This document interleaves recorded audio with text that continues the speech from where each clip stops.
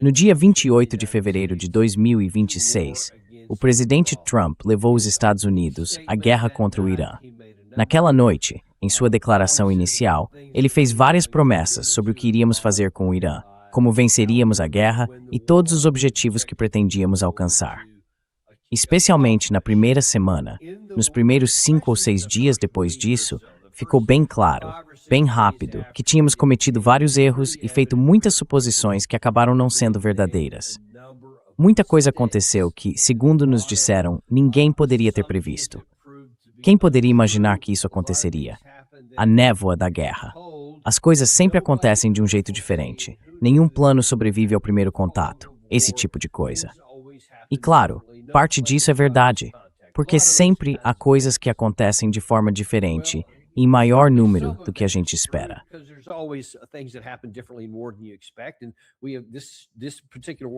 E essa guerra em particular não foi exceção. Mas tem várias coisas que aconteceram que eram totalmente previsíveis e que muita gente já tinha alertado com antecedência, inclusive algumas pessoas que estiveram aqui no programa. Eu estou falando disso hoje porque quero mostrar o quanto muitos desses defensores da guerra estão completamente desconectados da realidade.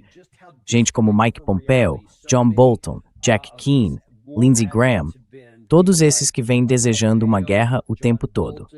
A gente já vinha falando sobre isso nos meses que antecederam o conflito, sobre como eles estavam fora da realidade. E aí, quando as coisas começaram a acontecer exatamente como muitos dos nossos convidados tinham previsto, ninguém quis ouvir. Eles só querem dizer, não, esquece, a gente ainda vai vencer de qualquer jeito.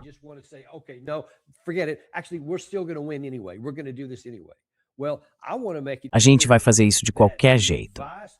Bom, eu quero deixar claro que o conselho que as pessoas deveriam ter tirado do nosso programa era algo que elas realmente precisavam ter ouvido.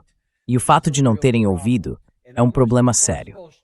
Então, para começar, eu quero mostrar uma coisa que passou no nosso programa na terça-feira. Na verdade, acabou sendo quase 2 anos antes do tempo, em 15 de abril de 2024. Naquela ocasião, a gente recebeu um colega meu do Defense Priorities, o Mike Domino, que é ex-agente da CIA e tem muita experiência na região. Ele já tinha feito muito trabalho de inteligência, de contra-terrorismo e tudo mais. Conhecia muito bem a área em questão. Ele fez vários comentários naquele dia. E como acabou acontecendo, eu comecei o programa apresentando logo de cara a minha conclusão sobre o que eu achava que aconteceria se a gente realmente entrasse em guerra. Os Estados Unidos deveriam entrar em uma guerra. E sob qualquer definição, eles poderiam vencer uma guerra. E a minha definição é, o resultado final poderia ser um Estados Unidos melhor, um país mais seguro e com um ambiente de segurança melhor do que o que existe agora. Acho que você já sabe que a minha resposta é, sem dúvida, não. Não existe nenhum cenário em que sairíamos em melhor situação depois de uma guerra com o Irã. Então, com toda certeza, não deveríamos escolher esse caminho. E claro, foi exatamente isso que fizemos. Escolhemos mesmo assim. O ponto é esse, e o motivo de eu estar fazendo esse programa é mostrar de forma bem clara que as coisas mais importantes sobre essa guerra já eram conhecidas antes de ela começar.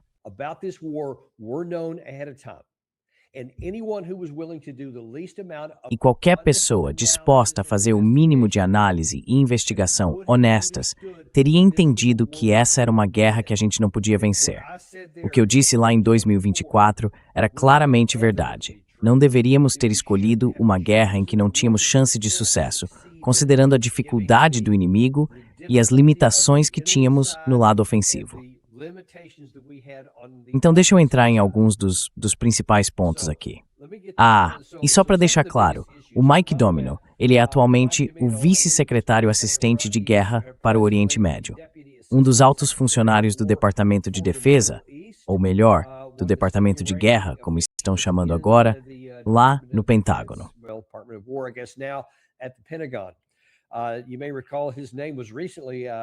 Você deve se lembrar que o nome dele veio à tona recentemente porque ele foi alvo de espionagem israelense, segundo o que foi noticiado pelo New York Times, que eles estavam tentando espioná-lo. Bom, poxa, tudo o que eles precisavam fazer era assistir ao nosso programa aqui e teriam visto tudo o que queriam ver, que esse cara está no alvo. E só para deixar claro, eu tive pouquíssimo contato com o Mike desde que ele assumiu o cargo. Eu não quero interferir em nada lá em cima. Eu não faço ideia do que ele contou ou deixou de contar para alguém sobre essa guerra. Eu, de propósito, não fiz nenhuma dessas perguntas para ele. Mas o que eu posso dizer, e você pode lembrar todo mundo disso, é o que ele disse antes de tudo começar.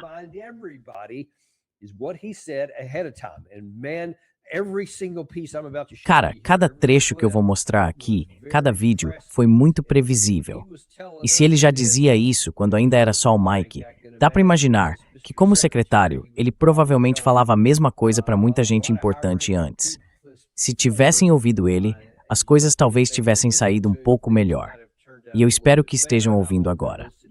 Então vamos começar pelo que ele disse. E o interessante é o seguinte, se eu mencionar o Jack Keane, eu vou mostrar o que ele estava dizendo em 2024.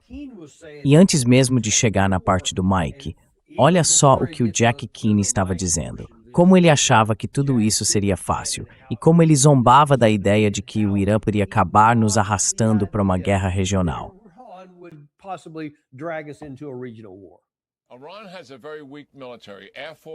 O Irã tem um exército muito fraco. A Força Aérea ainda voa com aviões americanos dos anos 70. A Marinha é bem pequena, com pouca capacidade. As forças terrestres são mal equipadas, mal treinadas, mesmo tendo um número razoável de soldados. Eles investiram no programa de foguetes e mísseis. Foi aí que colocaram o dinheiro. E olha o que aconteceu. Isso também falhou. É por isso que eu sempre defendi que a gente pode aproveitar essa vulnerabilidade do Irã, fazendo ataques limitados e bem calculados contra a Guarda Revolucionária e essas capacidades para forçá-los a parar de usar seus grupos aliados. O governo Biden nunca fez isso. E por quê? Porque tem medo de uma, entre aspas, guerra mais ampla. Mas o Irã não tem como travar uma guerra mais ampla. Essa é a realidade, Stuart. Tá bom, eu vou dizer logo a parte mais óbvia. Se eles não têm como lutar uma guerra maior, por que eu teria que entrar e começar uma guerra preventiva contra eles, só porque existe uma ameaça crescente para mim? Me explica isso, Mike.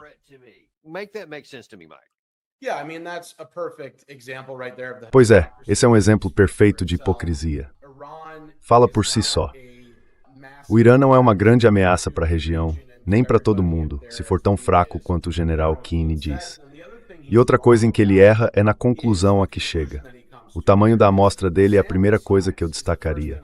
De novo, estamos falando de, sei lá, 1/4 de 1% ou algo assim do arsenal estratégico total do Irã. E não dá para tirar esse tipo de conclusão de que, já que essas capacidades falharam, então podemos fazer o que quisermos. As coisas não funcionam assim.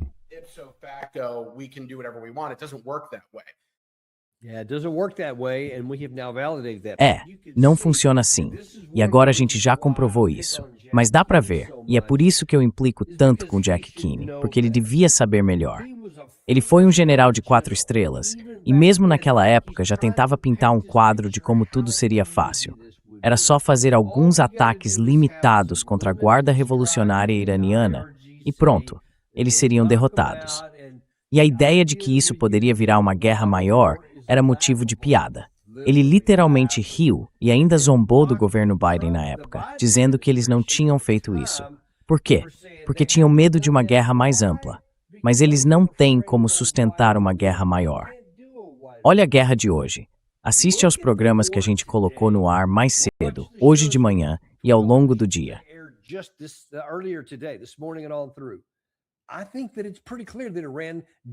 Eu acho que está bem claro que o Irã realmente lutou uma guerra mais ampla. E por causa do terreno que eles têm, a gente já falou muito sobre isso, com aquele relevo montanhoso, com os bunkers subterrâneos que eles têm, sim, eles conseguem se defender muito bem. E se alguém tivesse prestado atenção em 2023, no ano anterior, em como o lado russo ficou na defensiva em um terreno muito menos favorável do que essas montanhas aí, e mesmo assim resistiu a tudo que o lado ucraniano, apoiado pela OTAN, jogou contra eles. Isso já deveria ter aberto os olhos de todo mundo. Deveria ter feito as pessoas entenderem que guerra não é fácil. E atacar um território assim também não é fácil. And attacking into something is not easy. But Jack Keane didn't want to learn that lesson. I don't know if he didn't care or if he's just ignorant. I'm not sure which it is, but I know that that's what was the prevailing thought of the day in 2024 to say, let's just go and do this. It'll be easy. But as Mike Domino pointed out, it wasn't easy, and now it has played out exactly that way. Then we moving on to one of the other thing here is it says that he was pointing out that what Iran had done. Esse é o contexto, aliás. And that this is the context, by the way. This was after this. I think the first. Isso foi depois, eu acho, da primeira vez em que os Estados Unidos ajudaram Israel a se defender de um ataque iraniano. Porque o lado israelense tinha destruído uma embaixada do Irã e aí veio a retaliação. Eles lançaram, se não me engano, mais de 300 drones e alguns mísseis, algo assim, um punhado de mísseis. Eu não lembro os números exatos. E foi uma daquelas situações em que eles avisaram tudo com bastante antecedência, porque não queriam escalar o conflito. Queriam responder sim, mas sem entrar numa guerra maior. Então avisaram com antecedência, lançaram os drones, que levaram umas 3 horas para chegar, de modo que todo mundo sabia que eles estavam vindo. Eles sabiam que a gente já tinha todos os nossos recursos posicionados e, claro, tínhamos mesmo. Derrubamos tudo. Uma das coisas que se zombava do Irã na época era que muitos dos mísseis deles estavam se desintegrando antes mesmo de atingir o solo, que não estavam funcionando direito. E a piada era essa. Olha como o Irã é fraco, os mísseis deles nem chegam ao chão sem se despedaçar. Mas, como o Mike Domino apontou, isso não era bem assim. A inteligência que a gente tinha na época mostrava que eles estavam usando muito equipamento antigo, e ele disse que a ideia dele era que provavelmente estavam usando aquilo com um propósito bem específico.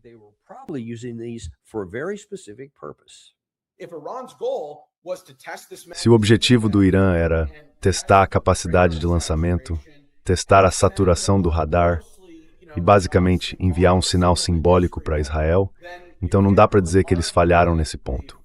Era assim que o Irã via o próprio objetivo. E nas últimas horas a gente viu surgir vários relatos que indicam que era exatamente isso que o Irã queria fazer.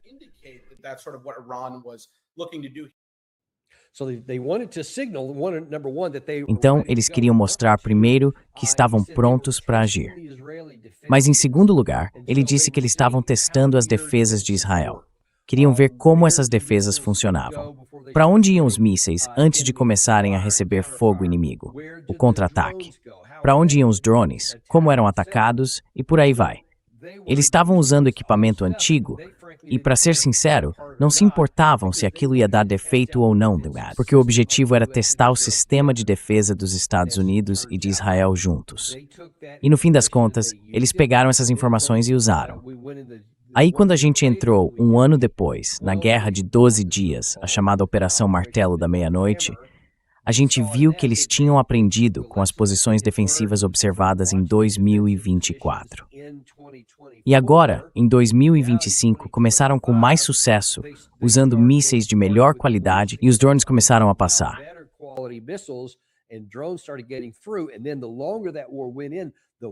E quanto mais aquela guerra se prolongava, mais deles conseguiam passar. Então o Irã mostrou que tinha capacidade de aprender e de ajustar o que estava fazendo para ter cada vez mais sucesso.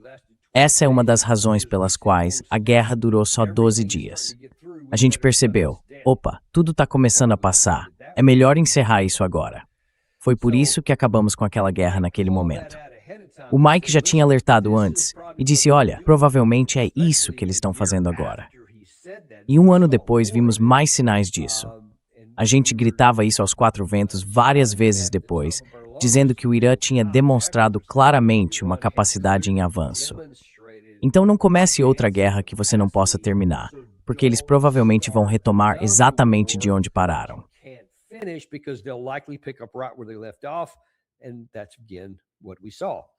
E foi exatamente isso que a gente viu. Seguindo em frente, uma das outras grandes questões foi, e esse eu diria um dos principais argumentos de venda do Benjamin Netanyahu para o presidente Trump, algo como, olha, sabe o que é? Tudo que a gente precisa fazer é entrar, fazer um ataque de decapitação, eliminar o líder principal e vai ser como na Venezuela.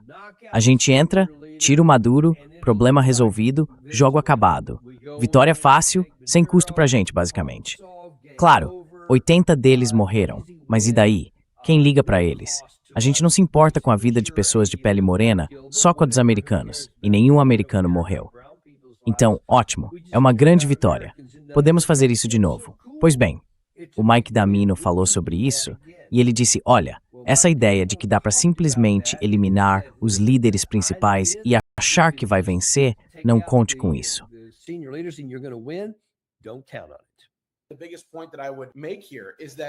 O principal ponto que eu quero destacar aqui é o seguinte.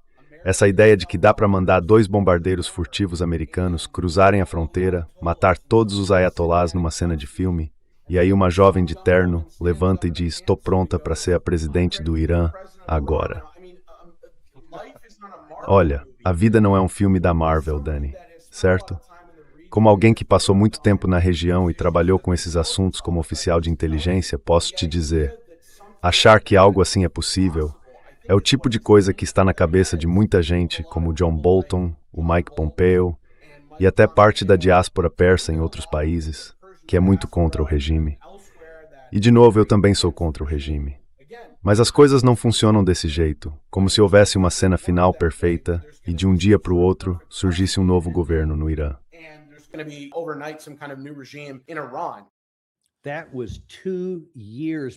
Isso foi 2 anos antes de tudo isso acontecer.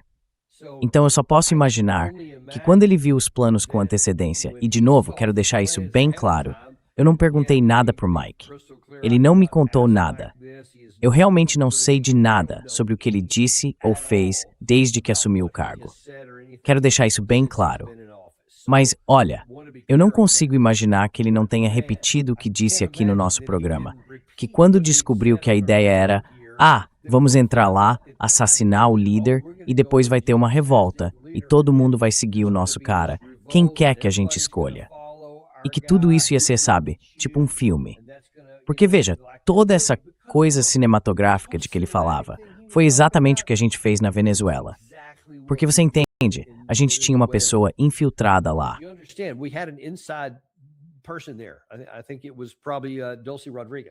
Acho que provavelmente foi a Dulce Rodrigues. Essa é a história que todo mundo conta, de qualquer forma. E é a mais plausível também, que havia um acordo que eles iam entregar a ele para evitar uma grande guerra. Assim, muita gente não morreria. Mas alguns morreram, porque ao que parece eles, especialmente os cubanos, os guardas que ele tinha, não estavam sabendo de nada. Então a maioria acabou sendo morta. Acho que no total foram 80 pessoas, entre venezuelanos e cubanos. Mas você deve lembrar que quando aquele conflito aconteceu, teve muita cena dramática, quase cinematográfica. Tinha muito fogo, bombas explodindo, helicópteros passando no meio daquilo, iluminados de um lado pelas chamas e filmados do outro. Tudo foi montado para registrar aquilo.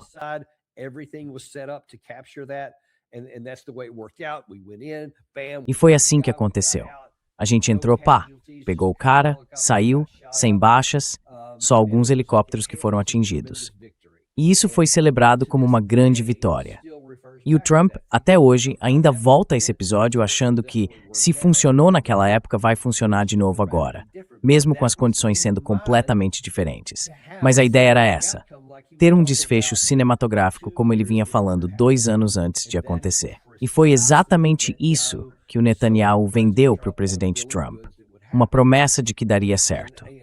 E a gente já vinha dizendo, nas semanas e principalmente nos meses anteriores, que isso não ia acontecer, por causa do sistema de governo do Irã.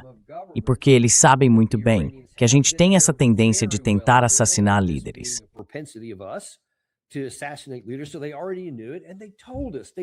Então eles já sabiam disso e nos disseram, deixaram bem claro, abertamente, temos 3 ou 4 substitutos prontos para cada posição.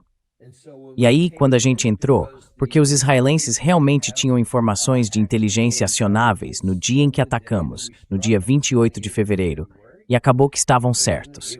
Eles eliminaram o líder principal e um monte de outros generais e pessoas que estavam reunidas ali. E o que aconteceu? Tivemos aquele desfecho de cinema? Você lembra? O presidente Trump disse sim, já vencemos. Foi por isso que ele disse isso. Foi por isso que nos primeiros dias ele falou, vencemos, ganhamos nas primeiras horas. Porque ele achava que ia ser como na Venezuela. A gente eliminou o líder principal. Então pronto, vencemos. Jogo encerrado.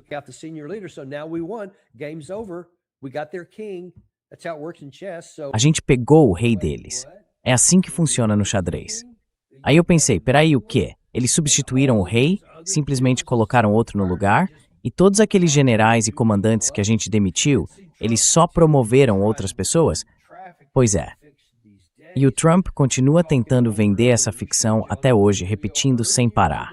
A gente mostrou o vídeo mais cedo, foi de ontem mesmo, divulgado pela NBC News. Ele dizendo, nós eliminamos todos os líderes principais, depois os secundários e boa parte dos de terceiro nível. E agora ele fala que as pessoas que estão lá são melhores. Tudo isso é invenção. Saiu da cabeça dele, ou alguém soprou isso no ouvido dele.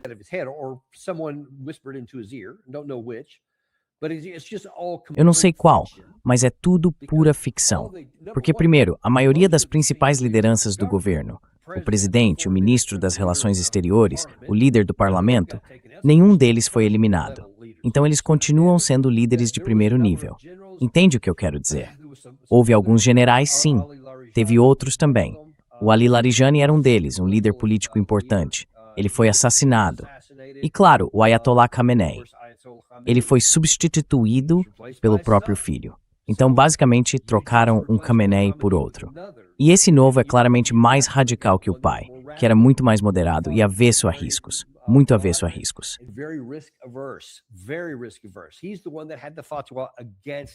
Foi ele quem emitiu a fátua contra o desenvolvimento de armas nucleares. E eles mantiveram essa posição, por mais pressão que a gente tenha feito para empurrá-los nessa direção.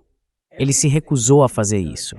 Então, tudo o que fizemos acabou minando a nossa segurança nacional na região e agora nos levou a uma guerra que não podemos vencer.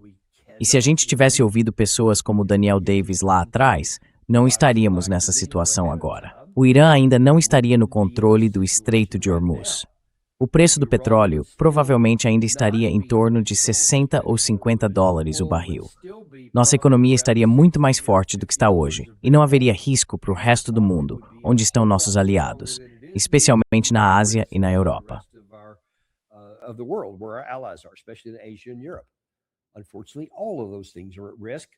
Infelizmente, tudo isso está em risco, porque a gente decidiu começar essa guerra mesmo assim. Se o problema com os líderes assassinados era provavelmente o ponto número 1, o segundo ponto, que o Kinney falou bastante, e o Pompeo também, junto com vários outros, era assassinato. A gente vai atrás dos mísseis deles, vamos destruir a marinha deles, vamos destruir a capacidade de lançar mísseis e também a capacidade de fabricação, certo? Foi isso que a gente disse lá. Só que, como o Mike contou pra gente há 2 anos, a maior parte dessas coisas foi debaixo do ar.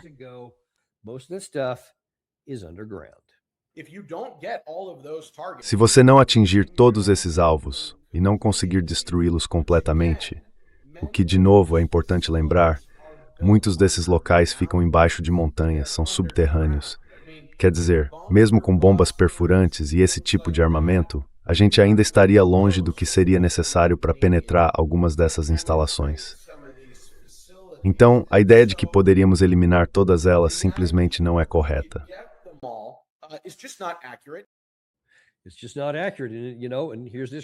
Isso simplesmente não é verdade, sabe?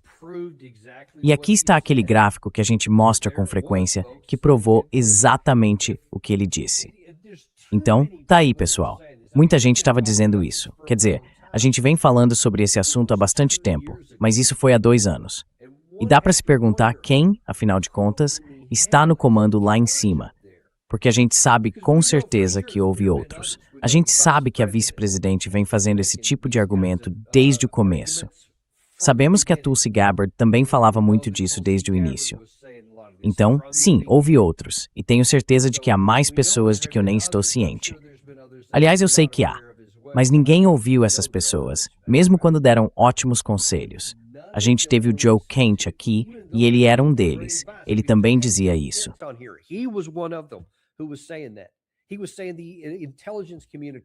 Ele dizia que a comunidade de inteligência estava avisando coisas do tipo: você não vai eliminar o líder principal e ver tudo desmoronar depois.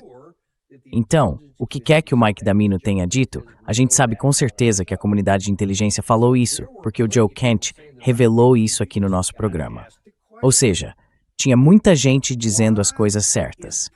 E aí vem a pergunta: por que o presidente Trump está rejeitando todas essas pessoas que têm um histórico tão bom de acertos nas questões mais importantes? Porque não faz sentido ele dizer: olha, eu sei o que vocês estão dizendo, sei que tem lógica nisso, mas talvez vocês estejam errados. Espero que estejam.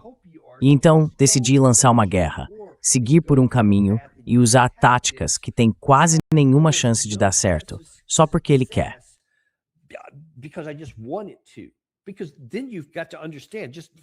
Porque aí você precisa entender, de forma lógica, racional, que se você segue um caminho e ele não dá certo, como já te disseram que não daria, você está encrencado.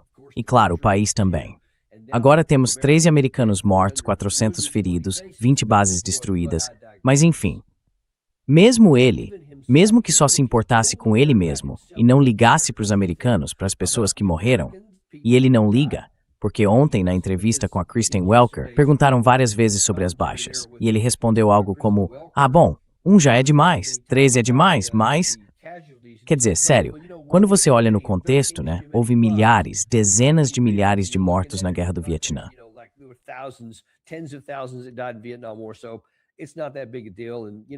Então, não é nada tão grave assim.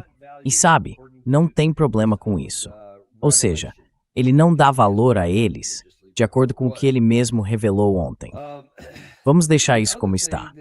Outra coisa que o Mike disse é que não era só uma questão de não conseguir penetrar nesses sistemas de bunker, e a gente devia saber que isso não ia acontecer. Uma das outras coisas que ele alertou foi que não podemos seguir por esse caminho agora, porque isso corre o risco de irritar Israel.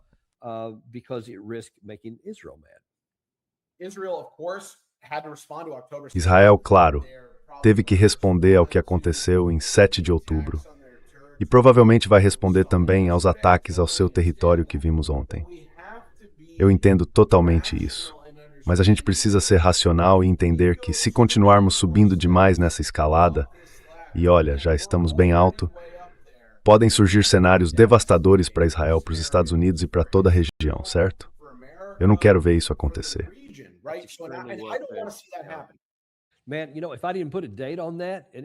Cara, olha só. Se eu não colocasse uma data nisso e não dissesse quem falou, você ia achar que era alguém falando hoje. Era sobre Israel sofrendo, os Estados Unidos sofrendo e toda a região sofrendo. E agora, claro, a gente está num ponto crítico onde isso pode se expandir ainda mais agora para o Mar Vermelho. Pelo que parece, os Houthis, lá do Iêmen, disseram que aquela área agora está fora dos limites. Pelo menos até o momento em que a gente está gravando esse programa, eu não vi nenhuma informação nova para saber se eles realmente atacaram algum navio ou se bloquearam fisicamente a saída sul do Mar Vermelho, ali no Bab al-Mandab. Eu não sei, mas foi isso que eles disseram.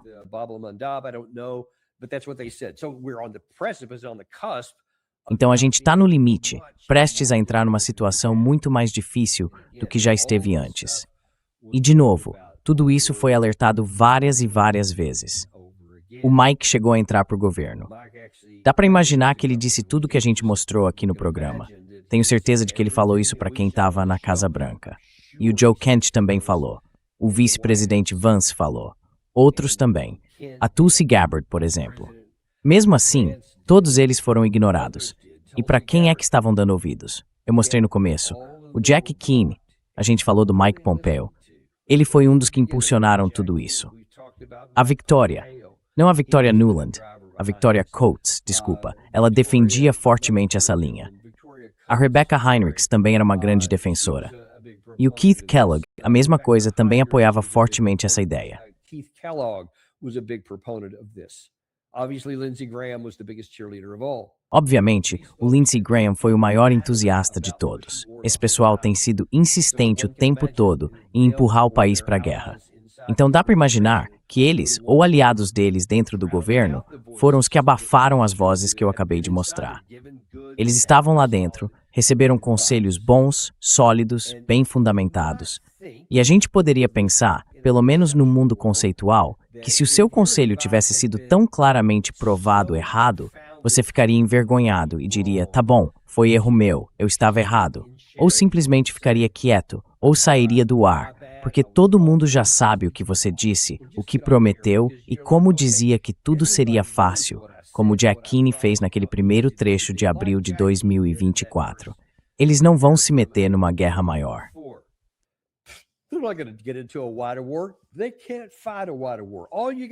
Eles não conseguem lutar uma guerra mais ampla. Tudo o que você precisa fazer é entrar e fazer ataques limitados contra a Guarda Revolucionária Iraniana, e tudo vai se encaixar. Nem sequer mencionaram que isso poderia levá-los a tomar o controle do Estreito de Hormuz, ou que não conseguiriam eliminar a Guarda Revolucionária, ou que ainda seriam capazes de resistir a todos os nossos ataques, e que no fim conseguiram sim empurrar a situação para uma guerra maior. Você pensaria que a pessoa que disse isso com tanta confiança e que zombou do governo anterior por não seguir o conselho dele, seria um pouco mais cautelosa antes de falar besteira de novo. Mas não, você estaria errado, porque parece que seria assim, mas não é. Na verdade, o próprio Jack Kenney, mais cedo hoje, disse o seguinte: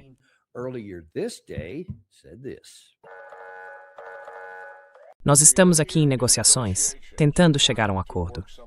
Mas o que estamos insistindo, e temos poder para isso, é o seguinte: já são 5 semanas de uma fúria épica e ainda faltam 2 para concluir. Temos o bloqueio naval, que está criando um risco econômico sério, junto com a longa lista de medidas que a secretária Bezant e sua excelente equipe econômica estão aplicando para aumentar a pressão sobre o Irã. Esses são os nossos pontos de vantagem. Mas o que queremos alcançar nas negociações é bem simples. Queremos as nossas exigências máximas, as mesmas que alcançaríamos se usássemos força militar. É isso que queremos do regime.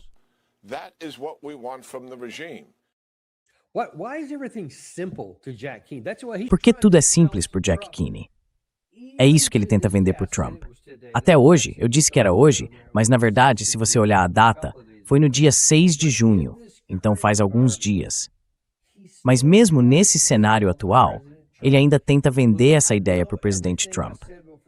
Tipo, olha, eu sei que tudo que eu disse antes deu errado. E sei que tudo que esse pessoal aqui, especialmente a vice-presidente, a Tulsi Gabbard, o Joe Kent, que a gente conhece, não. Eles disseram isso e estavam certos. Mas mesmo assim, por dessa vez, vai ser foda, vai ser fé.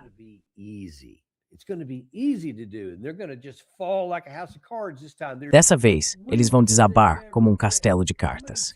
Estão mais fracos do que nunca. Quantas vezes dá para continuar repetindo esse tipo de absurdo quando tudo o que estava envolvido antes ainda está em vigor? A Guarda Revolucionária Iraniana, com certeza, não foi colocada de joelhos. As chamadas cidades de mísseis subterrâneas não só não foram destruídas, como muitas das que tinham sido danificadas já foram substituídas e reconstruídas. Várias das que tentamos atingir, como a instalação de Yazd, por mais vezes que a gente tenha tentado acertar, nunca conseguimos eliminar. Teve outra, cujo nome eu nem lembro agora, que aparentemente foi atingida mais de 20 vezes nesses 40 dias.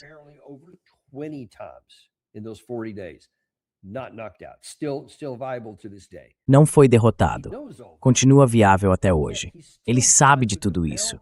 E mesmo assim ainda tenta pressionar o presidente Trump, forçando-o a seguir um caminho que não pode e não vai ter sucesso militarmente. E olha, a gente pensaria que alguém que deu conselhos tão absurdamente errados teria vergonha e ficaria de boca fechada. Mas não, tem gente que simplesmente não faz isso.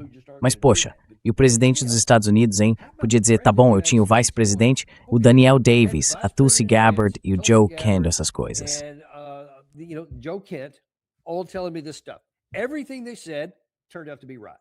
Tudo o que eles disseram acabou se mostrando certo. E aí do outro lado, eu tenho o Lindsey Graham, o Jack Kenney, o Keith Kellogg, e tudo o que eles me disseram estava catastroficamente errado. Estão todos demitidos. Caiam fora do meu escritório. Nunca mais voltem. Qualquer um pensaria que era isso que ele diria. Mas mesmo assim, ele continua ouvindo esses caras.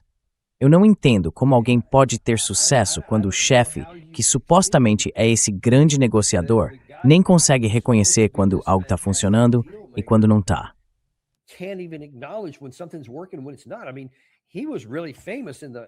Quer dizer, ele era bem famoso no passado, antes da carreira política, por ter passado por várias falências, por fechar empresas e tudo mais. E sabe, ele costumava encerrar as coisas quando percebia que algo não estava funcionando. Ele dizia algo como, olha, quer saber? Vamos fechar isso aqui. Isso não dá lucro. Vamos encerrar, limitar o prejuízo e seguir em frente. E ele fez isso muitas vezes. Então, por que não está fazendo isso agora? Eu realmente não entendo o motivo, mas é o que está acontecendo. E é com isso que a gente vai ter que lidar, pessoal. É uma situação difícil. As informações certas já chegaram lá em cima e provavelmente ainda estão chegando.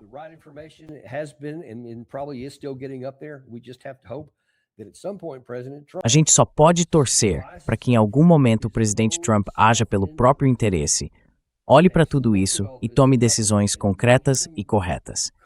E que pare de ouvir gente como Jack Keeney. Não precisamos mais disso.